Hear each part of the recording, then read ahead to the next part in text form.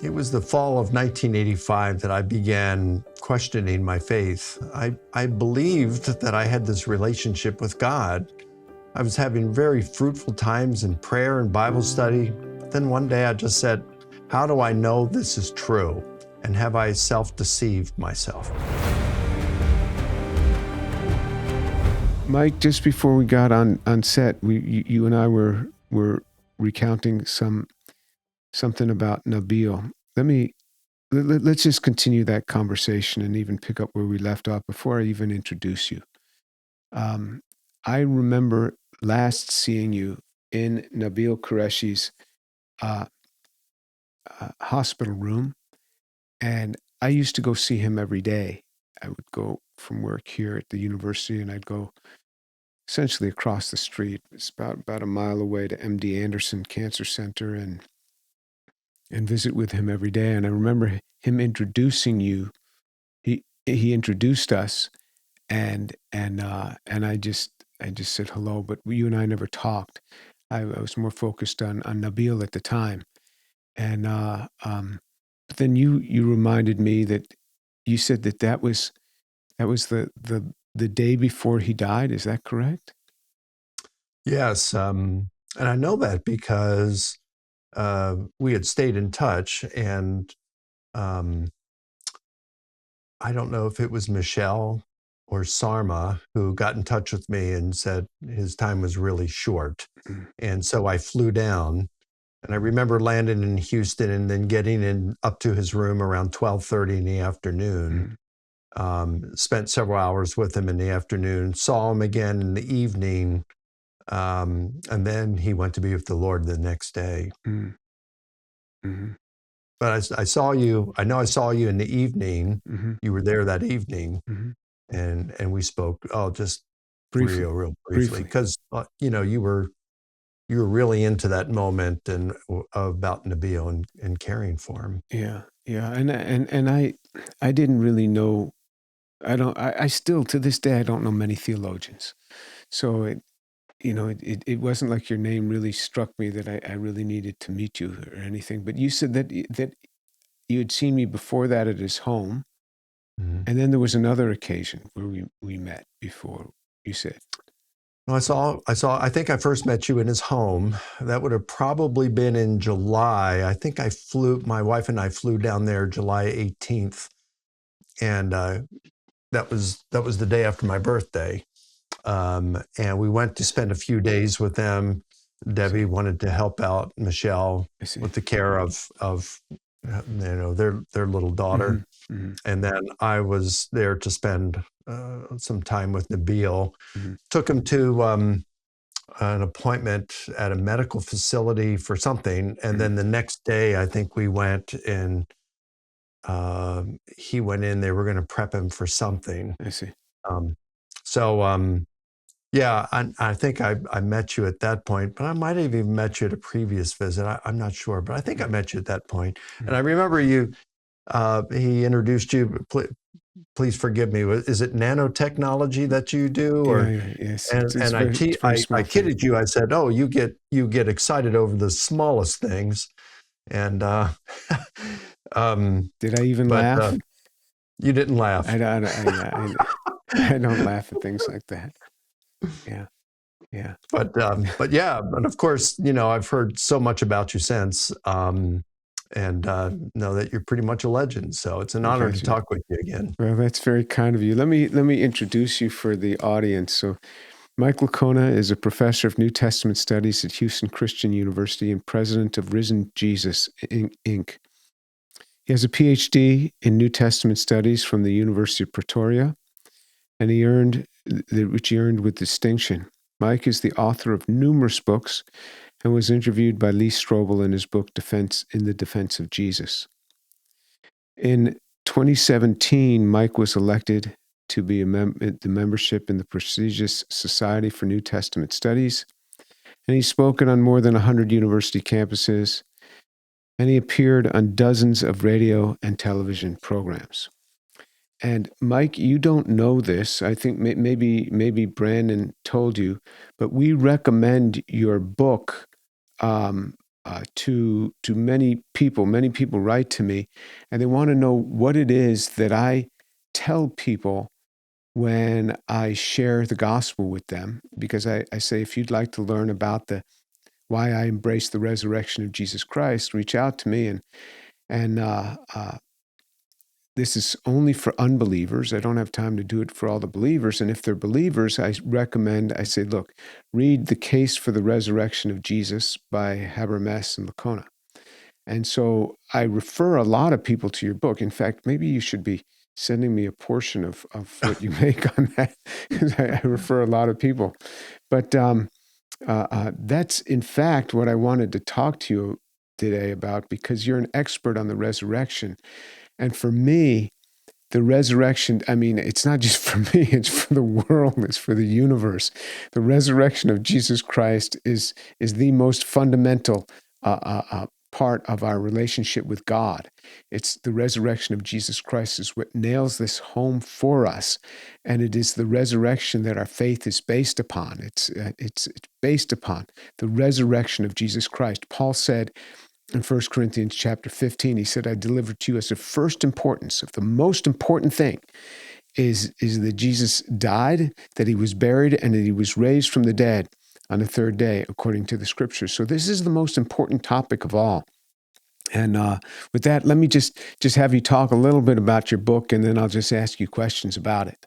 I think for that particular book, it was probably around the year 2000 that I really started to get in depth and real serious study with the resurrection of Jesus. I was asked to provide the data for a legal brief for a mock trial that was going to be made at Regent University in Virginia Beach. So I did that. I spent a few months doing that. And then that became some background that I expanded.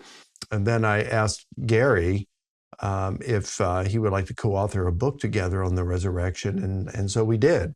And that book was complete. I think it came out in the spring of 2004. There was a guy that I met at a church. He and his business partner had they were defense contractors. They owned a business that created tank simulators for the Department of Defense.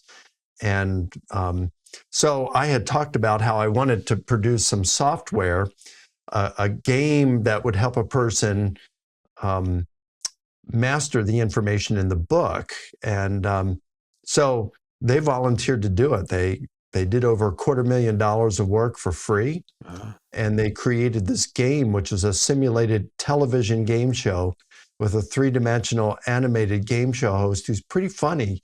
And the game, there's 2 quizzes in it. I think each quiz has 50 questions. And it really does help you master the information in the book. Now, it's on a CD, and it only works on PCs if you have a CD-ROM or an external CD-ROM today, which hardly anyone has those. But this was 2004, and it really raised the bar for that day, for that time. So it's a pretty fun game to play, actually. Well, if you own the rights to that, you could certainly put it up somewhere. People could download it and play that. Yeah, but they could download it. They would just have to use it on PC, and then that would mean anybody could download it.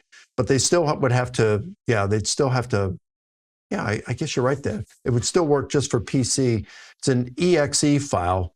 So those don't work on Macs, unfortunately. And we've tried to find out to see if we could convert that to a file that would work on any computer, that could be downloaded, work on any computer. And so far, we haven't been able to find anyone that could do that. But so that our audience knows, this book is not just facts about the resurrection of Jesus Christ. It actually teaches you how to use the facts of the resurrection as a witnessing tool. And in fact, your part 1 of your book is entitled "A Life to Die For: Sharing Your Faith." So the whole thing revolves around people sharing their faith, and that's so much of what I do. So much of what my life has been is trying to share my faith. And I tried for many years, and I've I wouldn't say I've perfected it, but I've gotten better than I was. And I've gone through your book, and I actually find myself using parts of what you put forward. I don't use the the little acronyms and things that you have for us, to that sort of thing, but different pieces of the facts. So you have this part two is called Just the Facts, Ma'am. And you have a quintet of facts. There's 5 particular facts that you focus in on. Tell us what those 5 are. So the first 4, we split it into 4 plus 1. Mm-hmm. And we base this on what Gary Habermas coined as the minimal facts argument. So we're only going to consider facts that are so strongly supported by data that the vast majority of critical scholars have been willing to grant them as facts. So I think the power in that kind of an approach is, well, it makes it more simplistic. Plus, it's not like saying, well, you got to believe in the trustworthiness of the Gospels. I mean, I believe the Gospels are historically reliable and trustworthy, but that involves a whole another discussion that gets, well, who wrote the Gospels? And there's a debate over that. And, what do you do with alleged contradictions? And when were the Gospels? Do they contain any kind of eyewitness testimony? These are all discussions that get quite involved. So by just focusing on a few data that virtually all critical scholars agree on, it makes it a simpler argument and less that needs to be considered. So what we do, the 4 plus 1 of the 5 facts, 4 facts are granted by virtually all scholars, and then the 5th is granted by a majority of scholars, though not virtually all of them. So the first 4 facts: Jesus' death by crucifixion. Second, that shortly after his death, a number of his disciples had experiences in both individual and in group settings that they believed or interpreted were appearances of the risen Jesus to them. Third, James, the brother of Jesus, who had been a skeptic, a non-believer, all the way up to the time of Jesus' death, all of a sudden now he becomes a believer, ends up at one point becoming leader in the church of Jerusalem, and then dies as a martyr because he wouldn't deny his brothers the Lord. And then 4, that there was a persecutor of the church named Paul who had an experience he likewise interpreted as an appearance of the risen Jesus. And it radically transformed his life from being a persecutor of the church to one of its most able defenders. Those 4 are granted by the vast majority. And then 5, which is granted by a majority, is the empty tomb. In fact, I use those first 4 in all of my witnessing scenarios.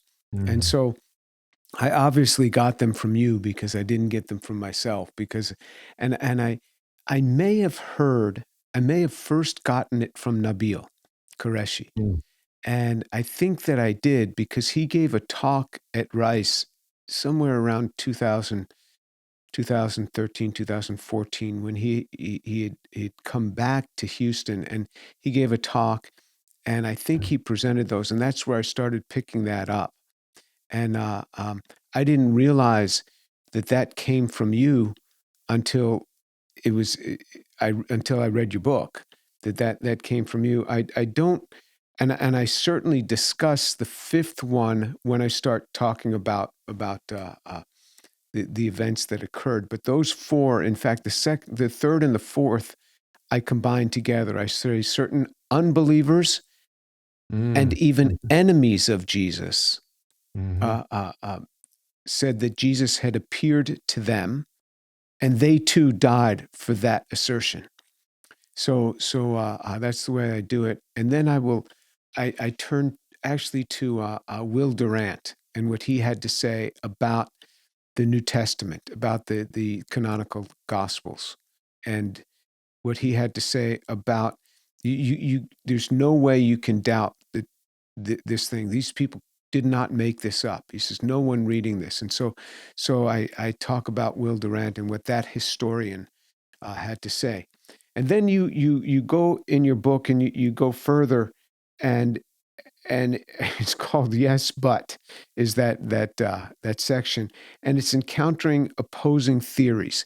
Now, so a lot of times people think that they're the first to think of this, and what I try to tell people is that, the Bible's been around a long time. I guarantee you that you're never the first to think of something that nobody else has thought of. People have looked at these documents for thousands of years, and so nothing is new under the sun when it comes to the Bible.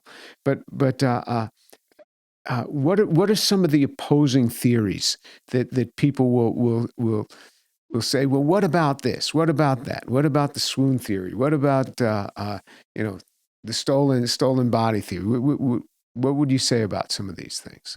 If you do not believe in the physical resurrection of Jesus Christ, send me an email, tour@drjamestour.org, and we will get together, and I will share with you about why I embrace the resurrection of Jesus.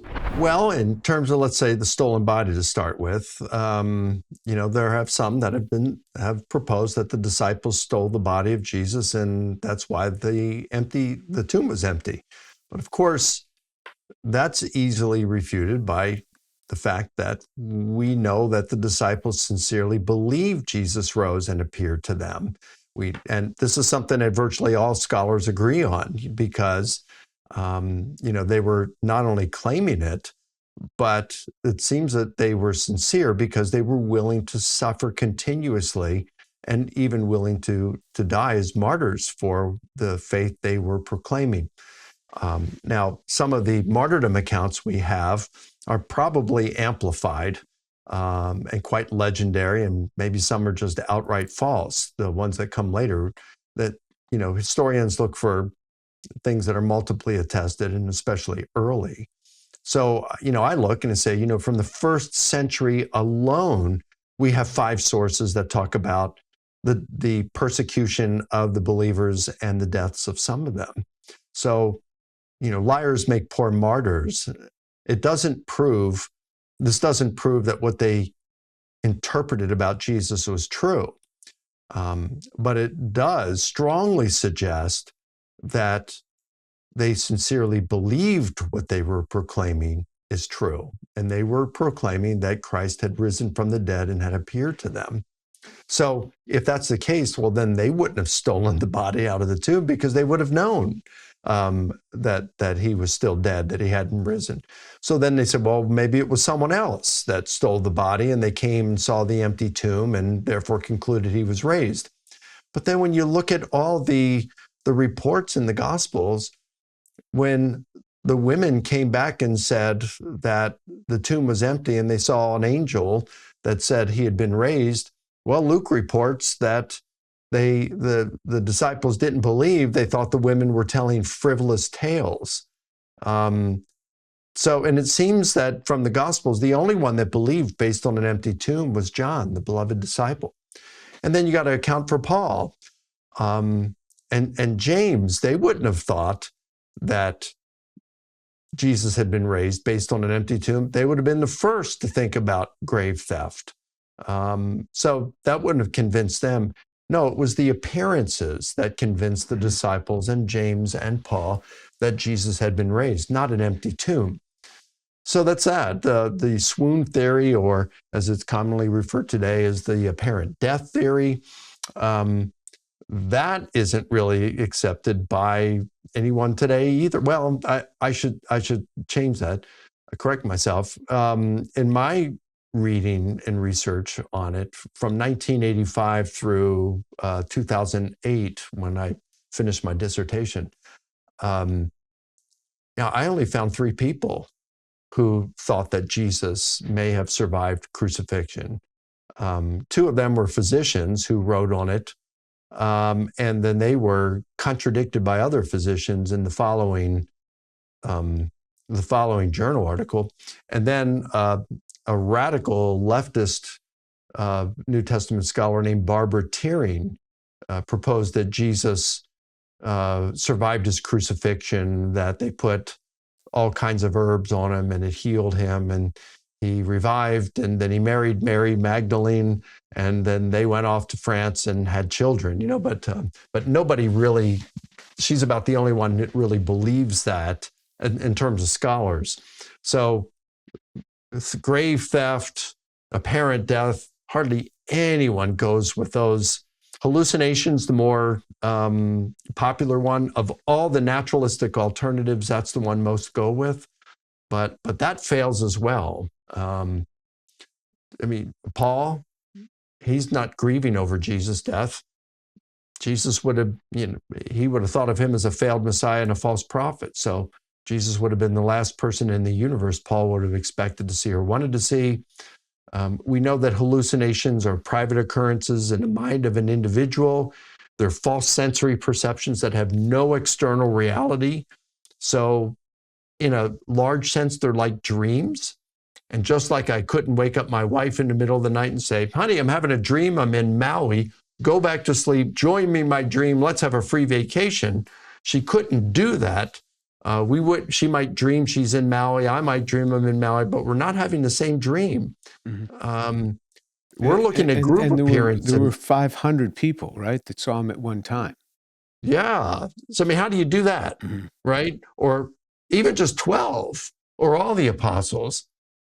They're going to experience a group hallucination, and only 14% of those grieving the loss of a loved one on average experience a visual hallucination. So you got 100% that it happens simultaneously. The content of it is so similar that they all think they saw the same thing. And this happened on multiple occasions. So it's implausible, it's ad hoc. It just, that doesn't work really well. So, we could go through a litany of these natural explanations. They all fail.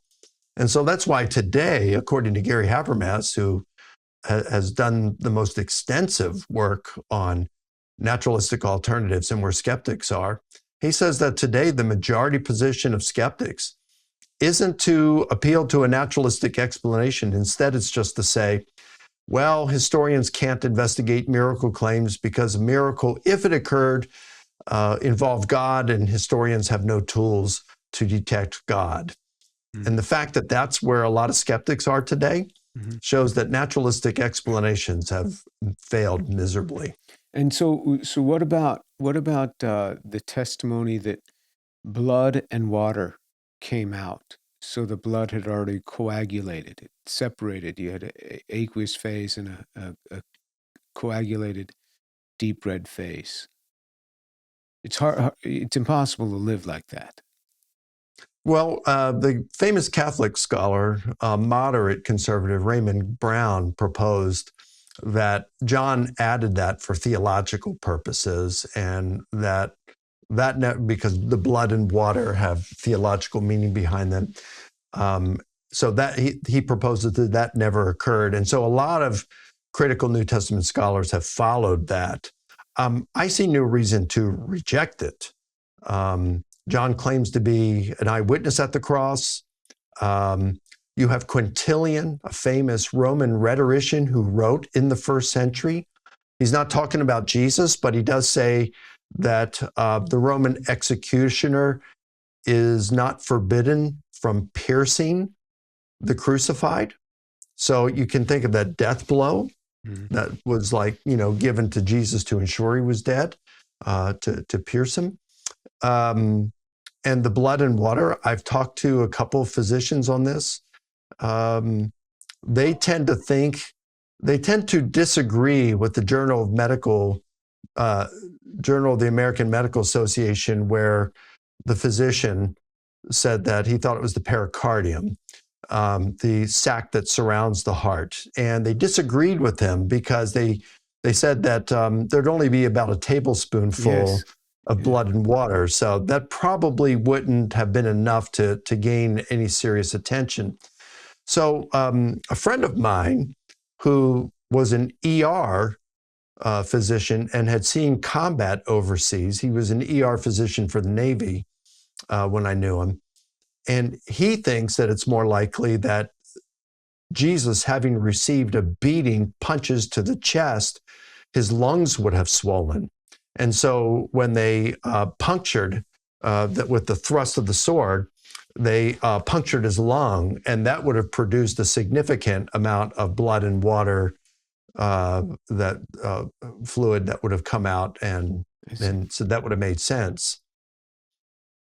So I don't see any physical reason why that would have been the case. Now, could John have reported that with, to give some theological meaning behind it? I have no problem with that, but that doesn't discount it being a historical event. Mm-hmm. And yeah, that would ensure a person's death. Yeah. But that said, I mean, the chances of surviving crucifixion was extremely small to begin with. Are there any examples of that in history? There are two. So Josephus mentions in his account of the Jewish war that he saw three of his friends had been crucified by the Romans. And so he went to his friend, the Roman commander Titus, and appealed to him and asked for mercy on his three friends. Okay. And out of friendship to Josephus, Titus had all three removed and ordered that all medical attention should be given them to try to rescue them. In spite of that, two of the three still died. The other account is by Herodotus, and he reports of a judge who had accepted bribes that the king had him crucified. Now, it doesn't describe the crucifixion, what it was like, whether he was just tied by, ropes. The Roman way of doing it was by nails. Yes, and Herodotus was like 450 BC, before the Roman crucifixion had really been perfected, right? It was. That's right. Yeah. It goes back to all the way to the Persians is the earliest account we have of crucifixion. But the king ended up letting the guy off the cross, and that's all it says. And he survived, but we don't know if it was for a short period, a long period. There's no details.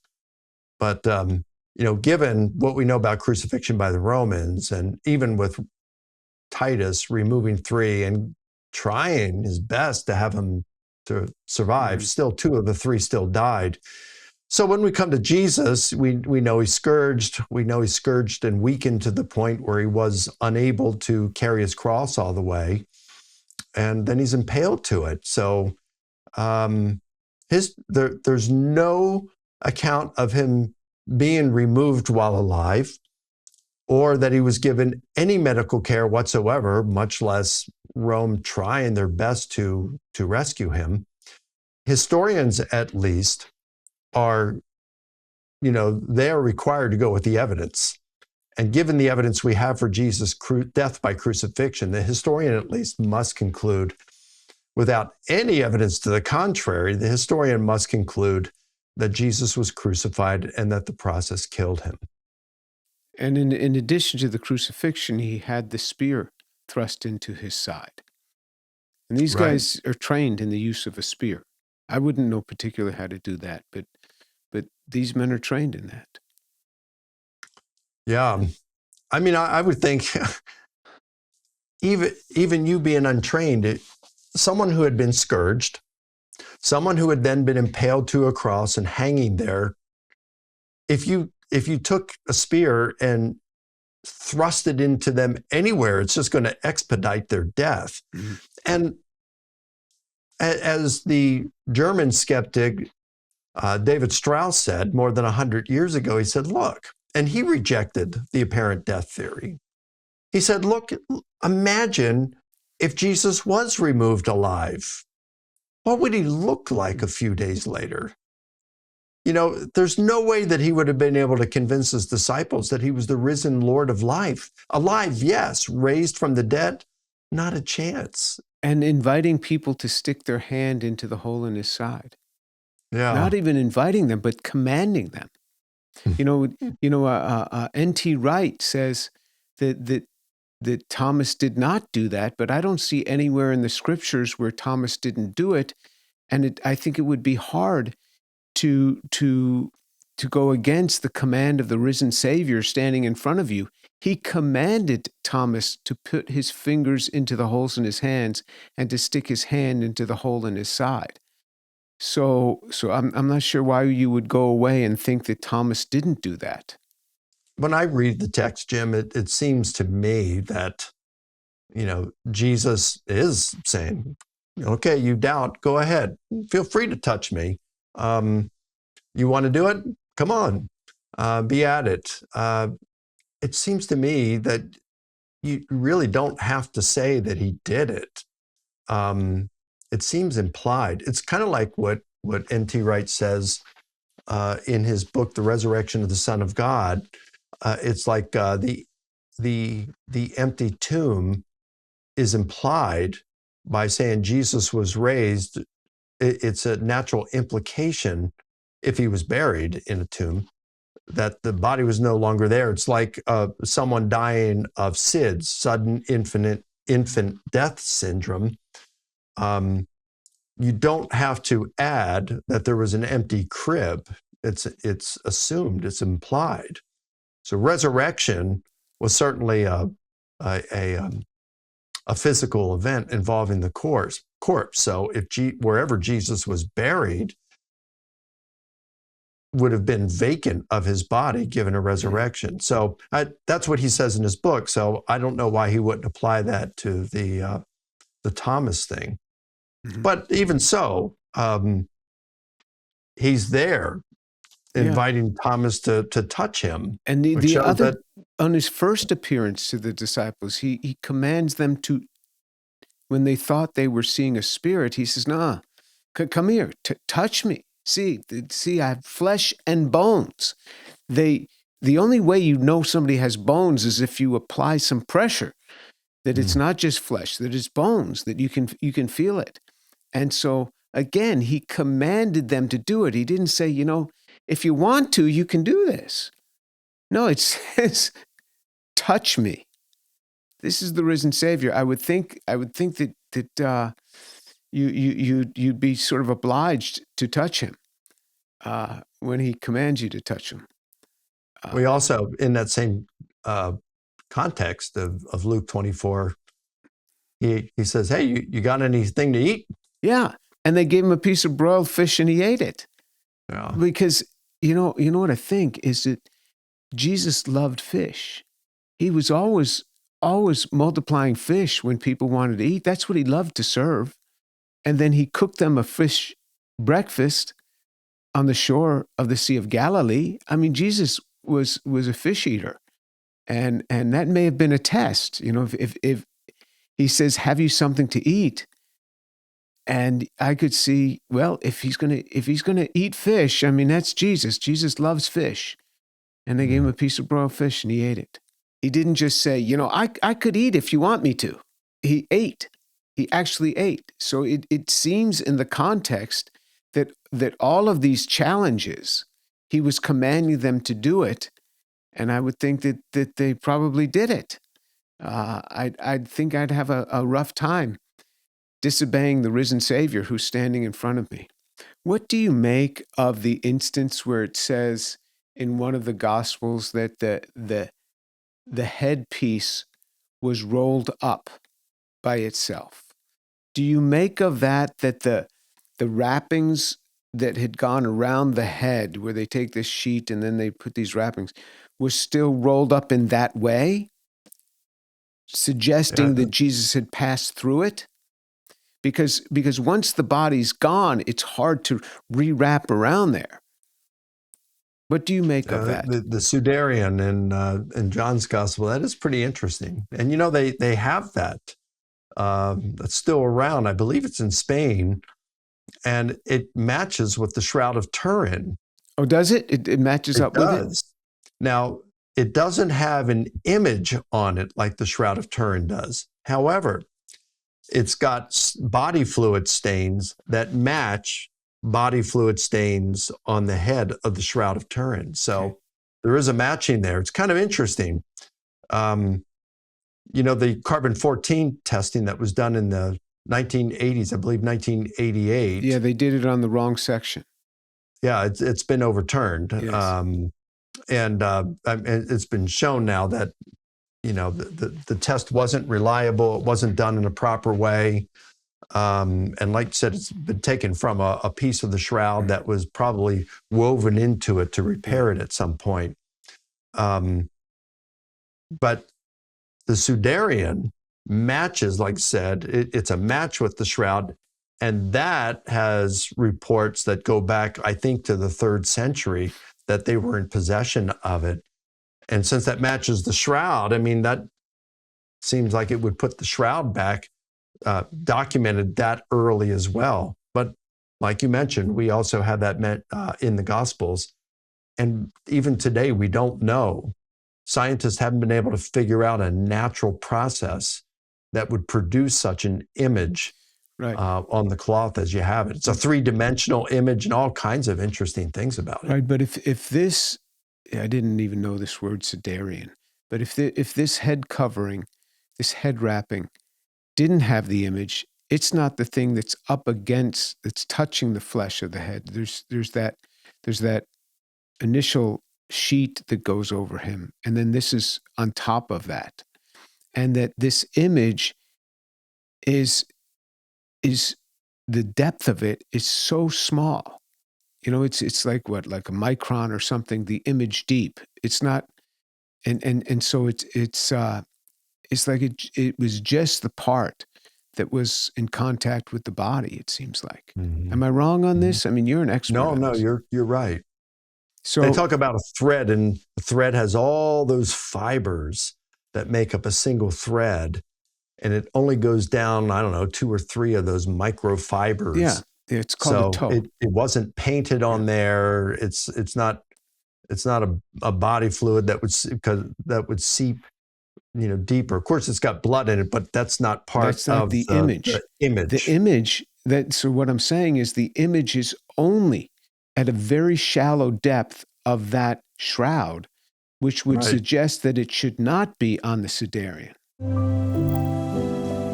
Because of you, millions of people have heard the gospel. If you confess with your mouth Jesus is Lord and believe in your heart that he's risen from the dead, and you will be saved. That's right. That's the requirement. We talk about science concepts which draw people in. Take these nanomachines and have them drill into cells. This would be a great way to kill cancer, right? We also talk about Jesus Christ, who's the best in everything. My faith in Jesus Christ means more to me than anything. If you could continue to give or give for the first time, we would certainly appreciate it. You can go to jesusandScience.org/donate. All U.S. donations are tax deductible. Thank you so much.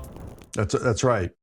And it's also, as they had some professor at Duke, they had some kind of I want to say a spectrometer, but I don't know if that's the right word.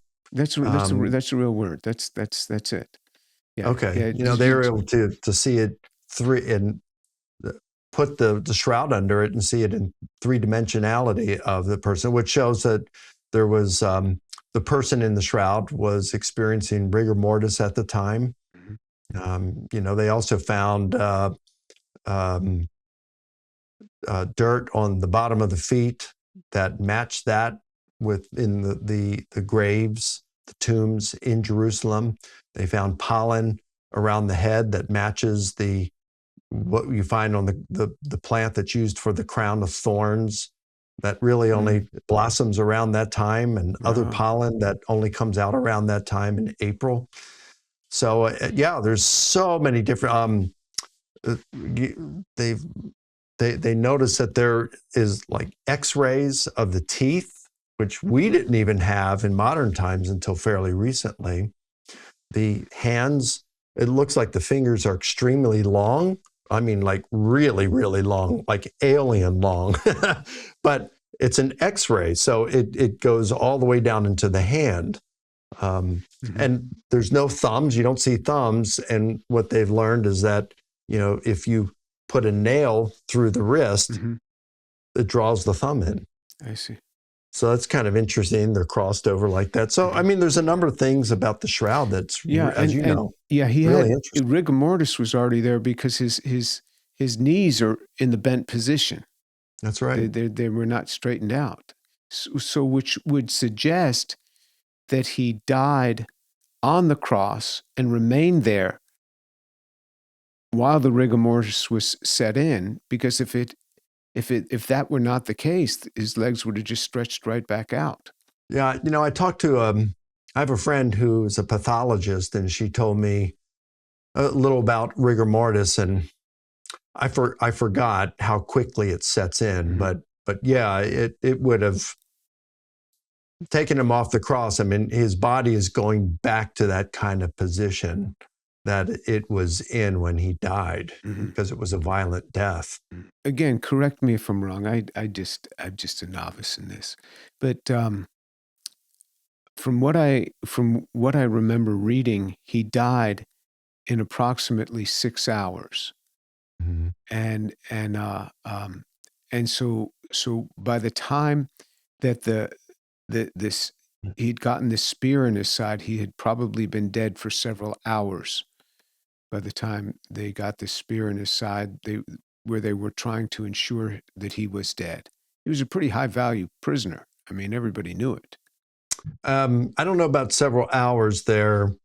It said he died around 3 p.m., Mm-hmm. right? And so you got, according to the Gospels, Joseph of Arimathea, a Sanhedrist, goes to Pilate and requests the body, and Pilate is surprised that he has died so quickly. Yes. So, he brings in the centurion, and the centurion said, yeah, he's dead. But they had to bury him prior to sunset. So there's not a whole lot of time in April, I suppose, between sunset and 3 p.m. 3 p.m. and sunset? I mean, no, it could be Maybe 4 3 hours. hours. Yeah. It could be 4 hours. Right? Okay. So they got to take him down from the cross. But, the distance from the cross to the tomb is, I don't know, 50 yards or something. It's close. I've been in the Church of the Holy Sepulchre. It's not far. Yeah. And two guys taking the body, and the tomb is already there waiting. I mean, it's a ready tomb. The garden, it's very close, actually. Yeah. It's all in the building. It might not even be 50 yards. It might only be 30 yards. It's all in that one building. Yeah, it is interesting when you go in that building. Yeah. And see the two spots where they think, the Orthodox have a spot, the Catholics have a spot. I mean, they're right next to each other, right?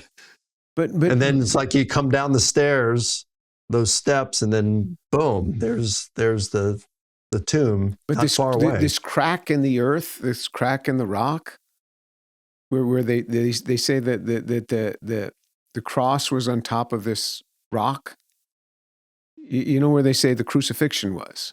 Right. This is under in the Church of the Holy Sepulchre, and there's this crack which may well have been formed when he gave up the ghost, and it doesn't say there was an earthquake, and I asked the guy that I was with, how far down does this crack go, because you see this crack in the rock. He says they've studied it. It goes very far. It's very deep crack. So I don't know if you remember that. No, I don't. Well, I mean, Matthew reports the earthquake. Yes. But no, I hadn't heard about the crack. Yeah, you could. Yeah, I'm sure you could bring it up on the internet. You don't have to go to Israel to see it. But yeah, and it's right. It originates from the top of that big stone where they say the crucifixion took place. And that would be consistent with Matthew's account. It doesn't require the earthquake happen at that point, of course. In antiquity, in that region, the Romans, there's numerous reports about lots of earthquakes that happened in that era. So, I mean, I'm just looking at this as a historian. Any of those could have caused a crack like that, or multiple ones could have resulted in the crack. But the crack would be consistent with what Matthew said. Mm-hmm. I find this fascinating. I love the scriptures. I just love the scriptures. So, I mean, for me, the scriptures define it. I mean, the other documents are ancillary. For me, the scriptures certainly describe it. But I share the gospel with a lot of people, and so I recount the type of evidence that you go through in your book, and I very much want to uh, give a solid portrayal of what's there. Your book, if people are interested in in really being able to share. So the case for the resurrection of Jesus, it is not just a book filled with facts. If you just want all the facts, I mean, like all the facts, it's Gary Habermas's book. I think his third volume isn't even out yet, but Third volume is out. The fourth is due to come out this spring. Okay. All right. It's combined. It's like what, 2,000 pages or something, 1,500 pages? Oh, more than that. More than 2,000 pages. Yeah, it's going to, all four together will be probably 4,000 pages. 4,000 pages. So if anybody wants to read the 4,000 pages, you can do that. But if you want to learn enough about the resurrection and tools to share about the resurrection of Jesus Christ, it's The Case for the Resurrection of Jesus Christ by Gary Habermas and Michael Licona. And so I appreciate your pulling this thing together. I'm gonna give you the last word. I just want our listeners to know I love the scriptures, and I know many of the people listening love the scriptures and the Word of God. And what we've got in the resurrection is so much evidence, and it's not. Yes, we have the resurrection, but we have so much biblical archaeology. You know, when this whole thing of the higher criticism started 250 years ago, and people started saying, well, this can't be true in the New Testament, this can't be true. And they started doing biblical archaeology, and they found everything just pointing directly in one direction to what the Bible talks about. I mean, we have a lot of substance behind it. And so we have the richness of the Word of God. We've got the history behind it. And boy, I love this book. I love the Word of God. So Michael, you just bring this whole thing home for us. What would you like to say? It was the fall of 1985 that I began questioning my faith. I believed that I had this relationship with God. I was having very fruitful times in prayer and Bible study. Then one day I just said, how do I know this is true? And have I self-deceived myself? Do people of other religious beliefs like Islam, Buddhism, Hinduism, do they have religious experiences? And they've been brought up that way. How, they believe just as strongly in their views as I do mine. They've had experiences. How do I know that what I believe is true? And it was the resurrection of Jesus that made the difference. And the more I've studied this as a historian, the more I see just a big difference between Christianity and these other views. It's like Hinduism. They've got the Vedas, but the Vedas were allegedly composed about 1500 BC. But it was passed along, transmitted only orally by word of mouth, all the way up until sometime between 500 to 300 BC. That's nearly 1,000 years of oral transmission before it gets written down. And we have no idea who originated the Vedas. When it comes to Buddhism, even Buddhist scholars acknowledge that traditions about the Buddha and his teachings passed around only by word of mouth for at least 400 years before they were first put in writing. So when I come to Jesus and the resurrection, I mean, Jesus is crucified in either 30 or 33 AD. And we've got Paul that preserves oral tradition that goes back to the apostles. And he's preserving it in a letter written probably around the year 55 that he delivered to the Corinthians in the year 51. And he received it before that. That's within 20 years and can be traced back to the apostles themselves and multiple independent sources. So the evidence we have for something like the resurrection in Jesus is far superior. It's not even in the same league as what you have for things like Buddhism, Hinduism. Even Islam has serious problems in terms of the Quran. So tell me a little. I'm tell excited. me a little. Could you Tell me a little bit more about that. I've seen some of the recent work put out by Jay Smith, and what he's talking about, the history of behind Islam, or the lack thereof. Give me your thoughts on this, because you went too quickly past Islam. Well, I'm not an expert on Islam. I would defer to Jay Smith on this, or David Wood, or Michael Jones, or some others. Joshua Lingle, people who have really studied this and know it well. Well, I would suggest, for anyone who wants to hear more about Islam and the man, the book, and the place, work by Jay Smith, Jay Smith, and you can find a lot of his talks on YouTube lately.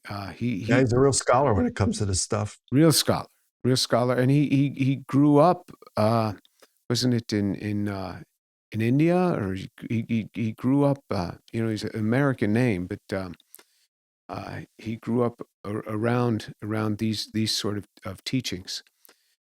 Anyway, thank you so much, my friend. God bless you. God bless you, and thank you for your work, and keep speaking about the resurrection. I can't think of a better topic. Thank you, brother, and thank you for the great work that you do. It's an honor to have you as a friend. Thank you for joining me today. If you could give us a like, share, or podcast review, we would appreciate it. If you have any questions, you could send them to ask@jesusandscience.org, and we'll try to answer some of those questions in an upcoming video. And if you do not believe in the physical resurrection of Jesus Christ, and you want to hear about why I believe, send me an email to tour@drjamestour.org, and we'll get together by Zoom, and I'll share with you why I embrace the resurrection of Jesus Christ.